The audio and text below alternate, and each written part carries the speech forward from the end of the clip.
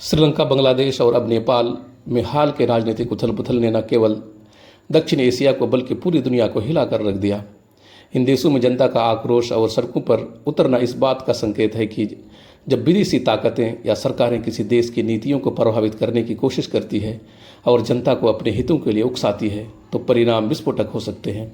नेपाल में हाल के घटनाक्रम, खासकर सोशल मीडिया प्रतिबंध के खिलाफ युवाओं का हिंसक प्रदर्शन और सरकार के खिलाफ आंदोलन इस बात का उदाहरण है कि जनता की नाराजगी और बाहरी प्रभाव कैसे एक देश को अस्थिर कर सकते हैं। नेपाल में स्थिति तब और गंभीर हो गई जब सरकार ने सोशल मीडिया प्लेटफॉर्म पर प्रतिबंध लगाया, जिसके जवाब में हजारों युवा सड़कों पर उतर आए।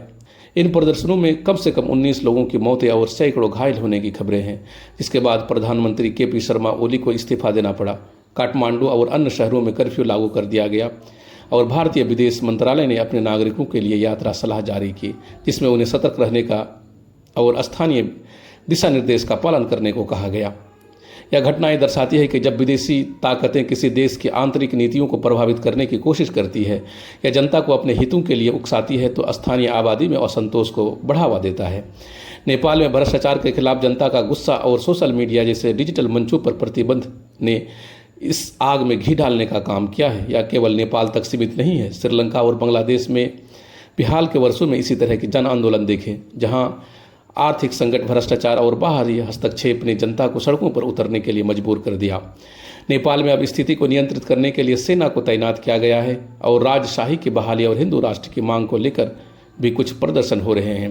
यह दिखाता है कि जनता का असंतोष अब केवल सरकार के खिलाफ नहीं बल्कि देश की पूरी राजनीतिक व्यवस्था को बदलने की मांग तक पहुंच गया है।